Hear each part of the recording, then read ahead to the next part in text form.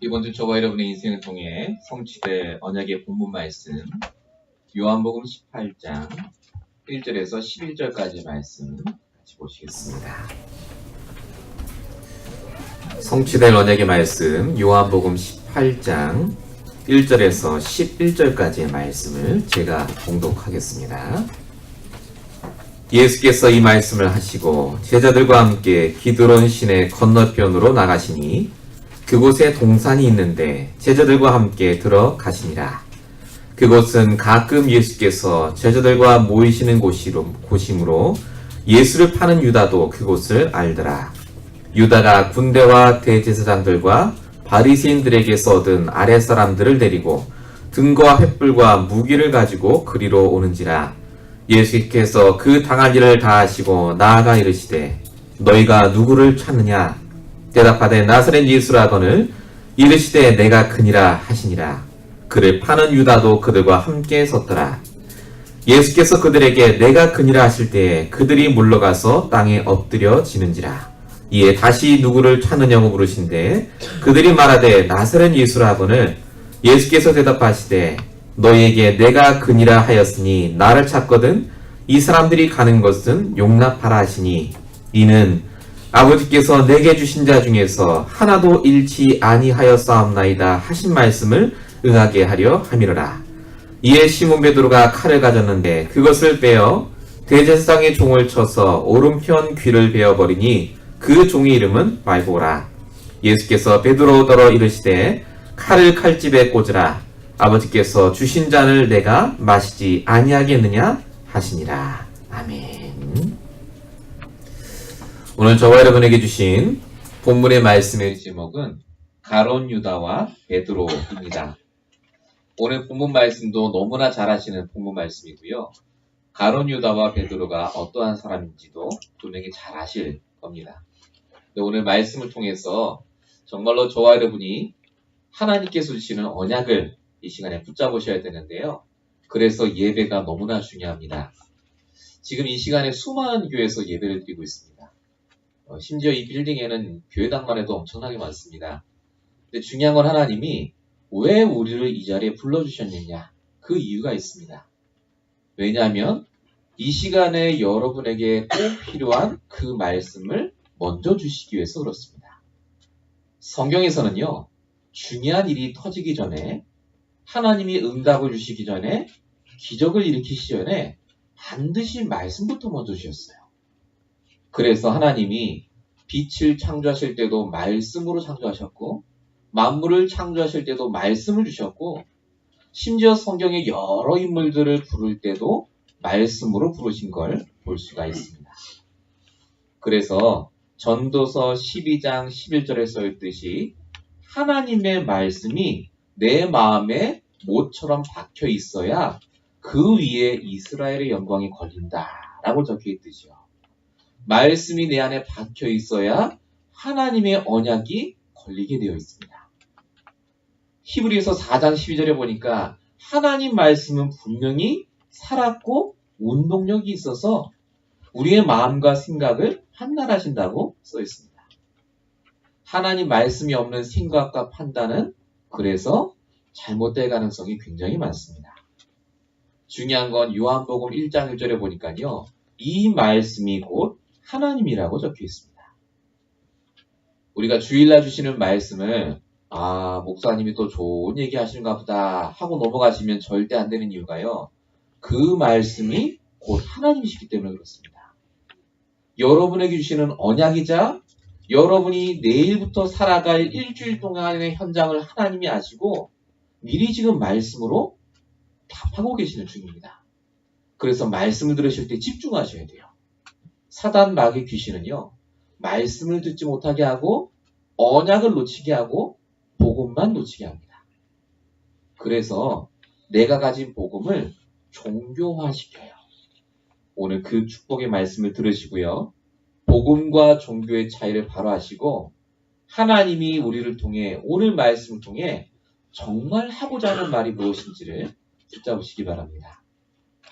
자, 오늘 본문의 말씀은 다 아시다시피 예수님이 십자가에 달리기 전에 유다가 제자였죠. 배반을 합니다. 그리고 유다가 로마 군인들과 함께 예수님을 잡으러 오는 장면입니다. 이 유대인들로 말할 것 같으면요, 우리보다 성경을 더 잘 알고 있는 사람이었습니다. 성경을요, 안 보고 달달달 웬다니까요.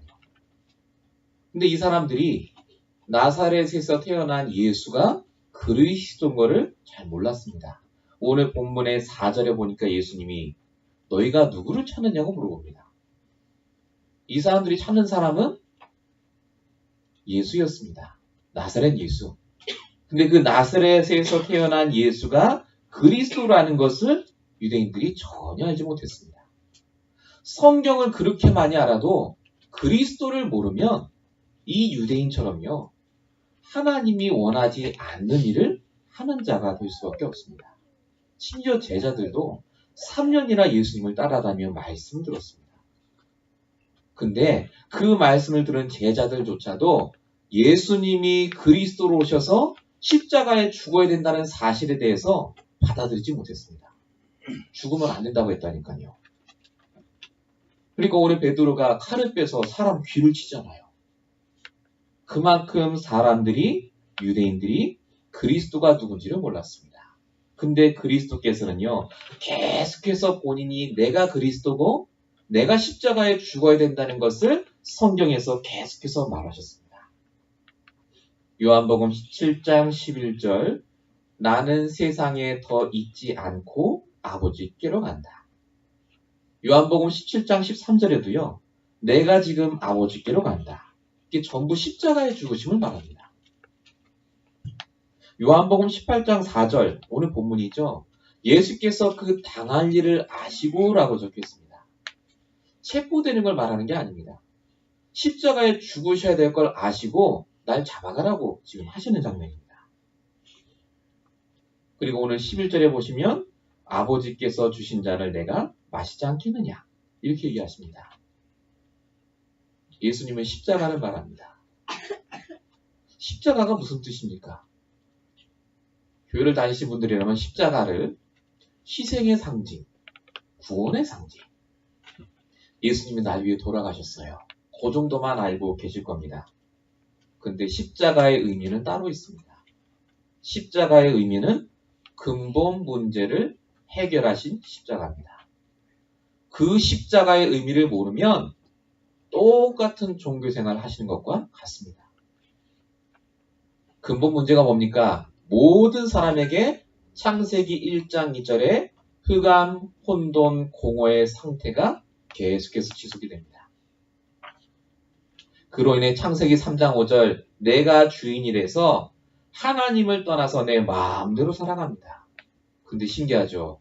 그러면 행복해야 되는데 요한복음 8장 44절 너희 아비 마귀에게서 태어나서 운명사주 팔자 속에 묶여있고 온갖 문제는 다 당하시는데 답이 없습니다.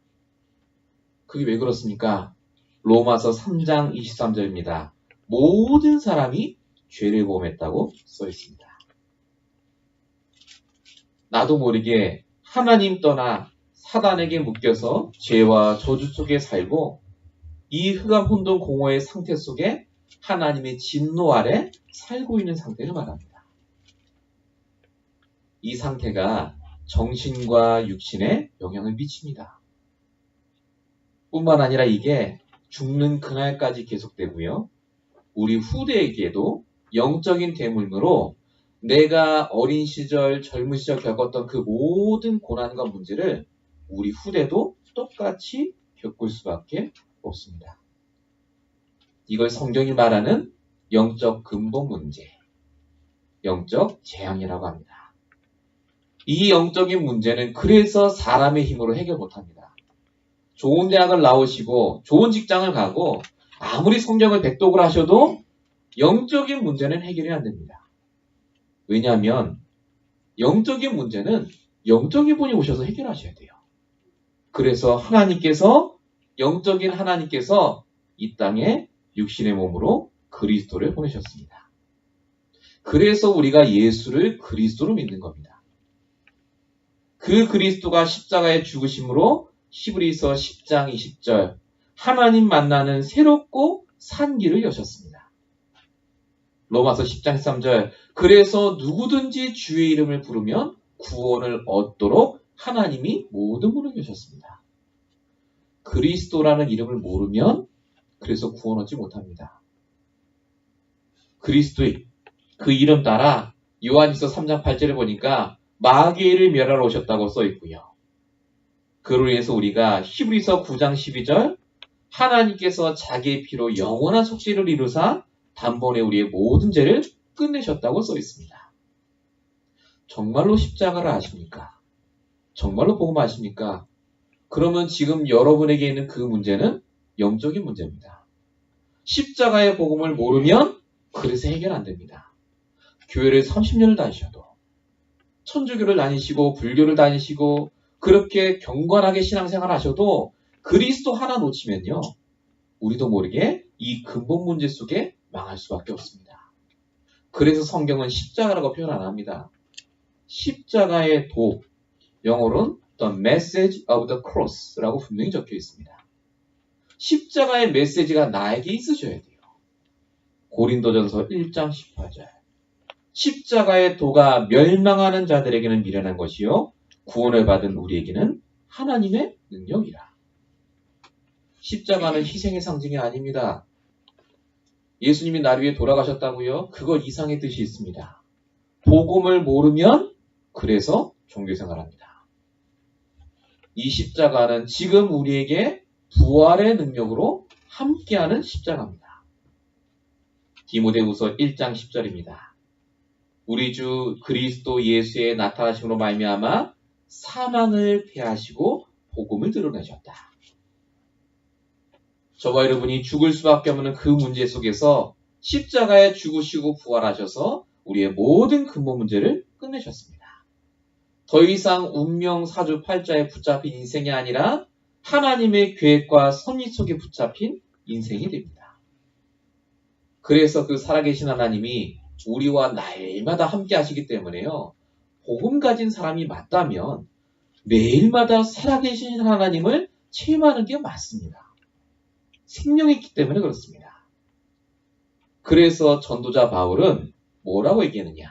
내가 매일마다 고린도전서 2장 2절입니다. 예수 그리스도와 그가 십자가에 못 박히신 것 외에는 아무것도 알지 아니하기로 작정했다고 써 있습니다. 매일마다 십자가를 알아가셔야 됩니다. 정말로 하나님이 지금 나와 함께한 게 맞습니까? 이게 정말로 우리에게 맞다면 십자가의 도 복음을 매일마다 아는 게 우리의 삶의 가장 중요한 우선순위입니다.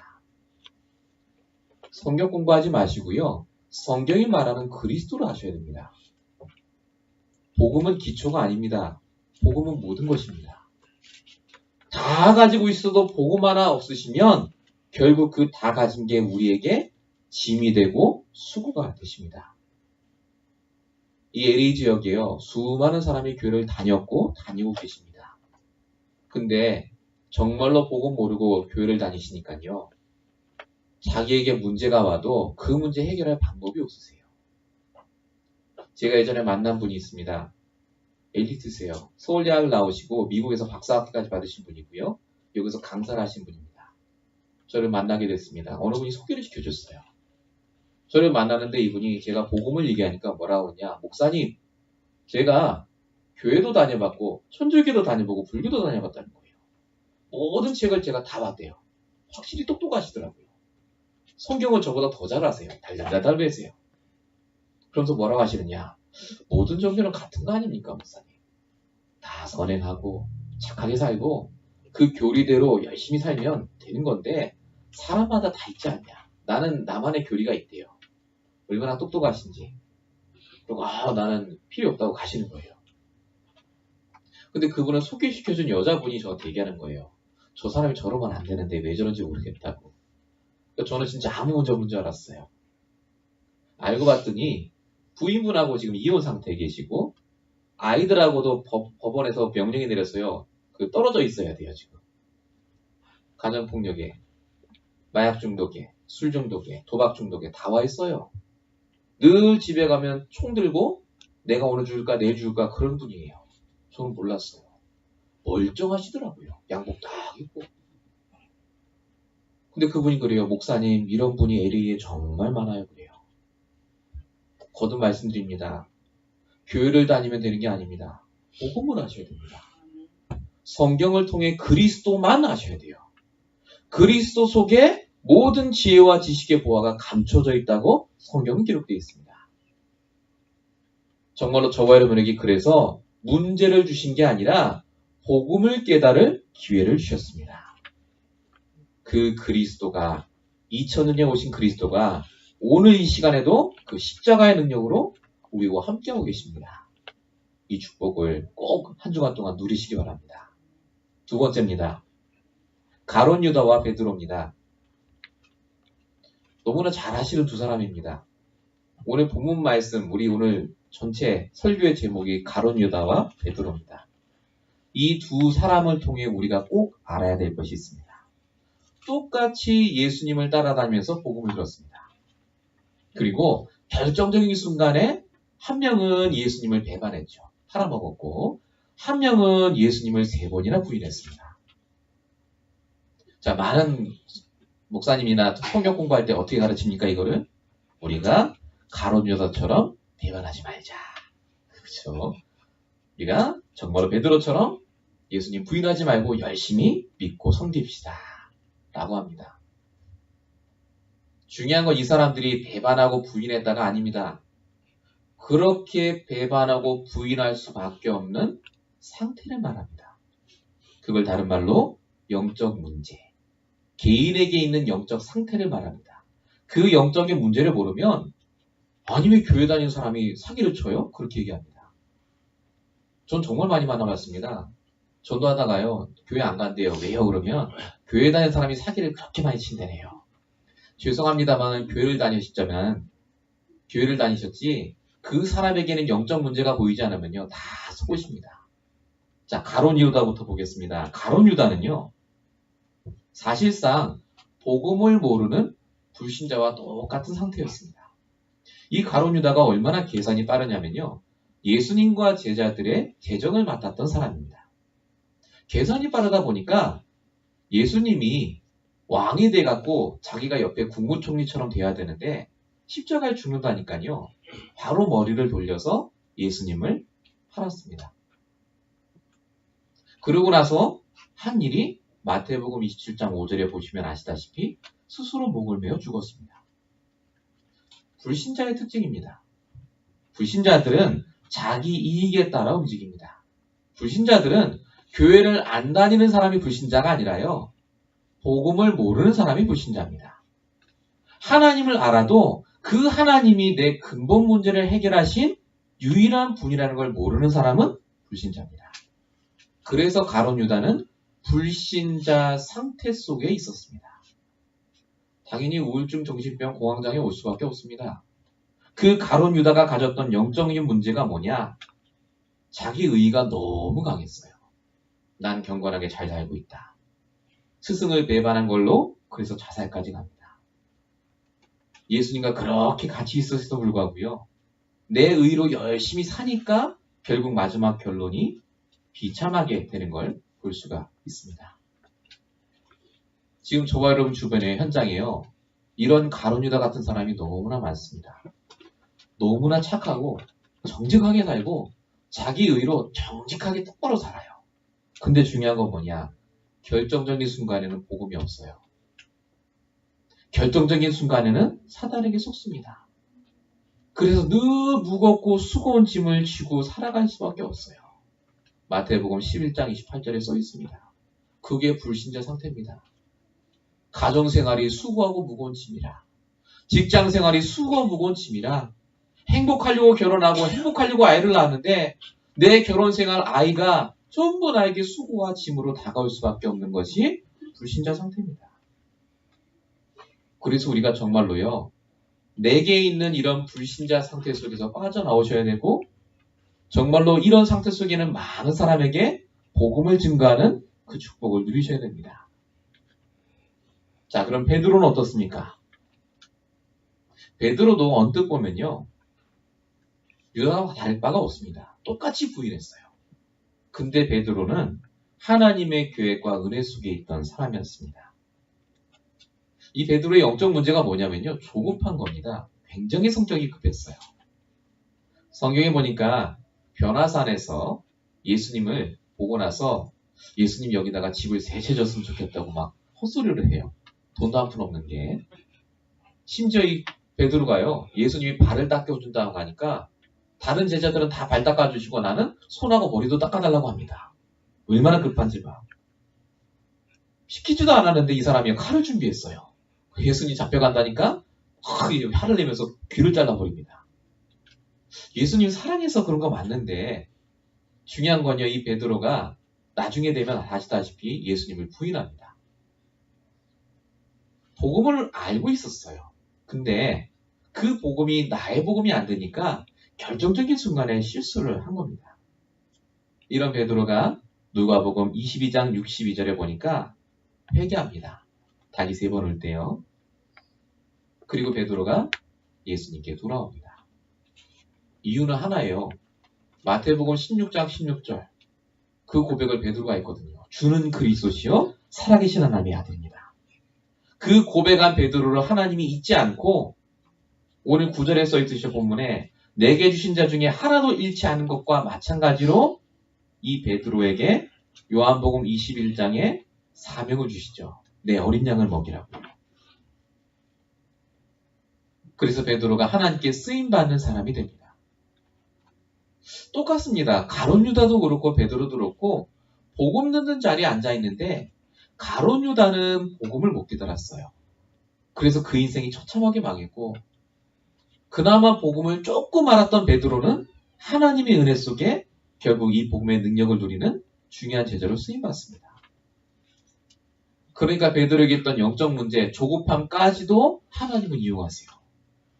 사도행전 4장 12절에 다른 이로서는 구원 얻을 수 없다. 이 얘기를 베드로가 했거든요. 무시무시한 회당에 끌려가서 너 예수 이름 말하면 죽는다 하는데 그리스도 이름 말한 사람이 바로 베드로였습니다. 베드로전서 5장 7절 8절에 보니까 마귀한테 제일 많이 속았거든요. 이 베드로가. 그 베드로가 한 말이 너희 염려를 주께 다 맡기고 마귀를 대적하라고 해요. 참 신기합니다. 복음 알고 계시면요. 하나님이 절대 안 놓치십니다. 내 안에 복음이 많이 들어가 조금 들어가고 상관없으세요. 그리스도가 뭔지를 알고 계신 사람은 하나님이 붙잡고 계십니다. 내게 있는 문제, 지금 온 갈등, 사건을 하나님이 이용하세요. 뭘 위해서요? 복음을 위해서. 이런 사람이 현장에 정말 많습니다. 복음만 전해주면 이 복음을 듣고 하나님이 쓰실 제자로 바뀔 사람이 너무나 많다니까요. 그래서 디모데후서 4장 2절에 너는 말씀을 전파하라 때를 얻든지 못 얻든지 항상 힘쓰라고 써 있습니다. 여기서 말하는 말씀은 나가서 띠두르고 전도하라는 얘기가 아니라니까요. 내게 주신 말씀. 당장 여러분 내일부터 사시죠. 직장 가시고. 내게 주신 말씀이 없으시면 그래서 내가 복음이 있는지 없는지를 몰라요. 말씀이 있어야 여러분이 만나는 모든 사람이 이 복음 안에 들어올 수 있도록 여러분이 도와줄 수가 있습니다. 실제로 현장에 다 있어요. 내가 말씀만 붙잡고 있으면. 제가 아는 한 분이 그 미용실 하신 분이 계십니다. 한국에 있는 분입니다. 지금도. 이분이 처음에는 애기 엄마니까 복음을 잘 못 들어요. 애기 본다고. 젊은 세대들은 그렇죠. 근데 이 친구가 막 가정이 힘들고 막 이혼 위기 오니까요. 복음을 듣겠다고 오셨어요. 교회. 매주 듣다니 처음에는 맨 뒤에 앉아 계시더라고요. 팔짱 딱 끼고.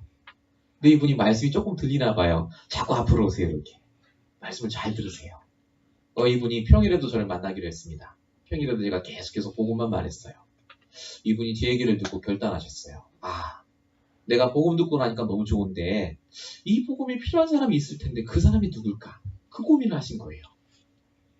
근데 이분이 이제 그 미용 서플라이죠. 여기서는 그거 항으로 돌아다니시는데 한 분을 만났는데 그 여자분이 얘기하는 거예요. 내가 요즘 잠자리가 뒤숭숭하면서 막 힘들다면서. 알고 보니까 그 집도 이제 문제가 와 있어요. 그래서 이분이 자기가 든 그 주간의 말씀을 그분께 전달한 거예요. 이분이 그 말을 들으니까요. 답이 되는 거라. 그러냐면서 매주 좀 그 말씀 달라고. 이분이 그 말씀을 계속 들으면서 그 현장에 말씀 운동이 열렸어요. 저도 가끔 그 현장에 갔습니다. 말씀 들을 자가 있거든요. 야, 진짜 있구나. 너무 기쁘셨어요. 근데 이분이 그렇게 같이 하다 보니까 그 말씀 듣는 여자분이 그러는 거예요. 사실은 우리 윗집에 마사지를 하는 남자분이 계시다는 거예요. 그분이 커피 마시면서 같이 얘기하는데 요즘 자기가 잠자리가 뒤숭숭하다는 거예요. 귀신이 거꾸로 서 있고 막 뭐가 보이고 그런데요. 이거 어떻게 하면 좋겠냐고 물어보더래요. 그래서 내가 지금 성경 공부하는 목사님 계신데 그분 만나보라고 해서 저를 이제 소개시켜 준 거예요. 물어봤더니 이분은 천주교 신자인데요. 그 마사지 샵에 누가 왔냐면 박수무당이 오신 거예요. 박수무당 아시죠? 남자 무당. 오셔갖고 이제 마사지를 받으면서 마사지 하면 오래 있잖아요. 그때 내가 당신을 위해서 점을 봐주겠다면서 막 얘기하고 막 얘기했는데 이분이 그날 이후로부터 시달리기 시작하신 거예요. 이제. 이분이 그걸 해결해 보려고 막 송모마리아상도 갖다 놓고 막 묵주도 돌리고 있는데 안 돼요. 근데 이분이 저를 만나서 그 영적인 문제에 대한 부분을 들으셨어요. 이분이 그 얘기를 듣고 나서요. 얼마나 이분이 바뀌셨는지요. 몇 주 안 갔는데 이분이 싹 다 치셨어요. 묵주고 마리아고 다 치시고 진짜 이 복음밖에 없다 하시고 이분이 저한테 전도제를 달라는 거예요. 왜냐? 그 박수무당 오면 전도해야 되는데 그 부신자분이 참 신기하더라고요. 전달을 못한 것 같아요. 안 왔다고 하거든요. 근데 그걸 보는데요. 한 분이 복음을 듣고 자기가 아는 다른 사람에게 복음이 증거되고요. 또 그 사람이 자기가 아는 다른 분께 복음이 증거되고요. 제가 참 신기하다는 생각이 들었습니다. 저는 전도하러 간 적이 없거든요. 내가 갖고 있는 이 복음의 능력을 내가 누리고 있으니까 보이는 거예요. 다른 사람이 갖고 있는 문제가. 저와 여러분이 갖고 있는 복음의 능력은 그래서 어마어마합니다. 진짜 그리스도 알고 있으면요. 하나님이 보여주시고 문을 여세요. 그래서 세 번째로 우리가 꼭 응답 받으셔야 될 게 있습니다. 이번 주에요. 복음을 모르면 절대 안 됩니다. 이게 안 돼요. 복음을 희미하게 알고 있어도 안 되는 게 있습니다. 그게 뭐냐면 기도 중심의 신앙생활입니다. 복음을 모르시면 기도 안 됩니다. 기도 제목이 없어서가 아니에요. 하나님 도와주세요. 그러고 기도가 더 이상 안 될 겁니다. 자, 근데 예수님은 오늘 말씀에 써있듯이요. 철저히 기도 중심으로 신앙생활을 하셨습니다. 복음이 있으시니까요. 자, 본문 1절에 보시면 제자들과 함께 기드론 시내 저편으로 나가시니 거기 동산이 있는데 거기는 2절에 예수께서 가끔 모이시는 곳으로 예수를 파는 유다도 알더라. 자, 여기가 어디냐면요. 감난산이라는 곳입니다. 예수님이 늘 기도하시던 장소입니다. 제일 중요한 순간에 예수님이 지금 기도하러 가십니다. 모든 게 기도 중심이죠. 누가복음 22장 39절에도 예수님께서 습관을 따라 감난산으로 가셨다고 써있어요. 습관. 기도가 습관이 될 만큼. 가장 중요한 순간에 기도하러 가셨다는 말이 누가복음 6장 12절, 마태복음 14장 23절에도 써있습니다. 아, 그럼 기도를 많이 하란 말이구나. 아닙니다. 기도를 그럼 얼마나 많이 하나님 응답하십니까? 저 정말 그런 거 많이 만나봤습니다. 40일 금식기도 했더니 응답 받았대요. 그럼 39일 11시간 59분 기도하면 응답 못 받습니까? 그거 아니잖아요. 기도란 뭐냐? 하나님과 소통하는 겁니다. 기도는 많이 하고 열심히 하는 게 포인트가 아니라 정확하게 하시는 게 포인트입니다. 하나님의 자녀가 하나님 아버지께 하는 게 기도라니까요. 내 신분 권세를 놓치면 복음을 모르면 그래서 기도가 아니라 비는 게 됩니다. 물 떠놓고 비는 거랑 똑같은 거예요. 복음을 알면 어떻게 됩니까? 하나님과 소통하게 됩니다. 무슨 말이죠? 하나님이 원하는 걸 내가 구하시게 돼요. 내가 진짜 지금 필요한 것을 하나님께 구하시게 됩니다. 정말로 여러분이 필요한 게 뭡니까 지금? 돈입니까? 인간관계 회복입니까? 잘 사시는 겁니까? 아니 필요하죠. 근데 왜 지금 그게 안 되죠 잘? 여러분에게는 영적 문제 때문에 안 되시는 겁니다. 내가 복음 놓친 부분 때문에 그게 안 되는 거라니까요. 진짜 우리에게 필요한 건 뭐냐? 그래서 오직 그리스도입니다. 오직 복음 외에 필요한 게 없어요. 그게 우리에게 있을 때 우리의 기도가 어떻게 바뀌느냐. 소원 성취의 기도가 아니라 언약 성취의 기도가 시작됩니다. 소원을 놓고 기도하는 건 불신자에 따르는 기도입니다. 우리 성도들은요, 언약을 놓고 기도합니다. 예수님이 바로 이 기도를 시작하셨습니다. 이번 주에 여러분이 이 기도를 시작하시기 바랍니다. 정말 하나님 내가 지금 필요한 게 뭡니까? 기도하세요. 여러분이 정말로 그 기도를 할 때 하나님은 여러분과 소통하시고 응답을 주시게 되어 있습니다. 두 번째로 꼭 하셔야 될 게요. 종교적인 신앙생활에서 빠져나오셔야 됩니다.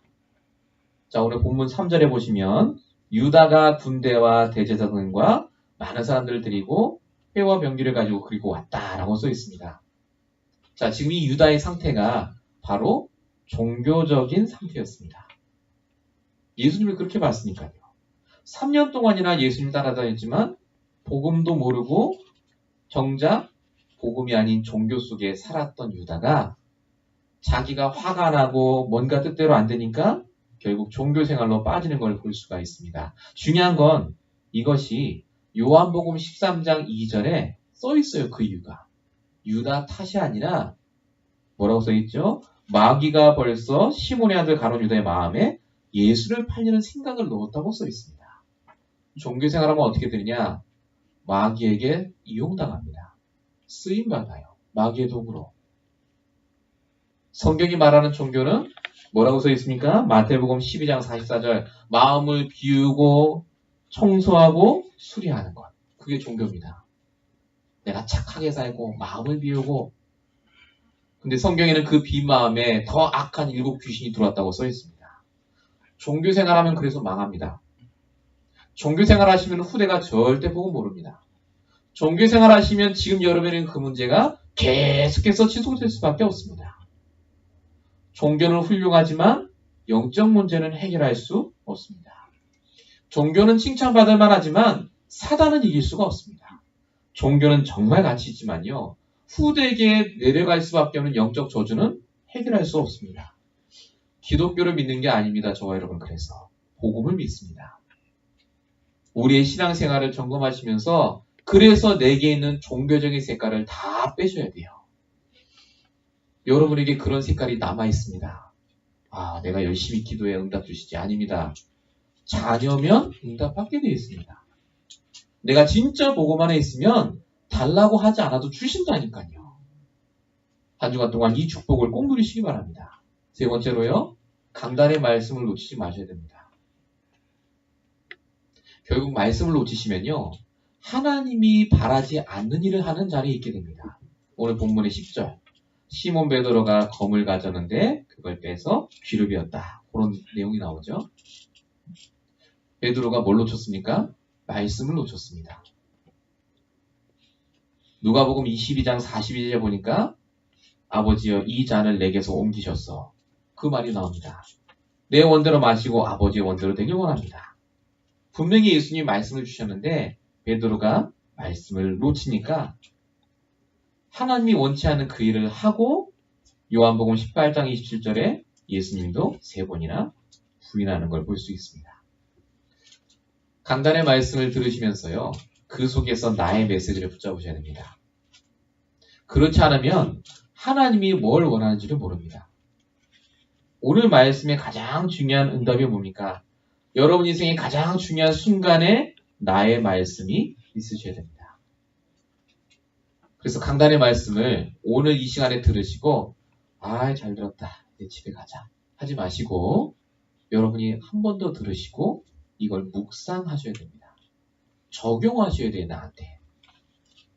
그 적용이 안 되시면 또 좋은 말씀 듣고 집에 가시는 겁니다. 그렇게 1년, 5년, 10년 신앙생활 하시면 어떻게 되시느냐? 열심히 종교생활하고 망한 모델이 될 수밖에 없습니다. 그래서 결론입니다. 종교와 복음의 차이를 아셔야 됩니다. 종교와 복음의 차이. 성도라면 정확하게 십자가의 복음을 알고 계셔야 됩니다. 그래야 종교가 보이고 종교인이 보입니다. 문제를 해결하려고 믿는 게 종교입니다.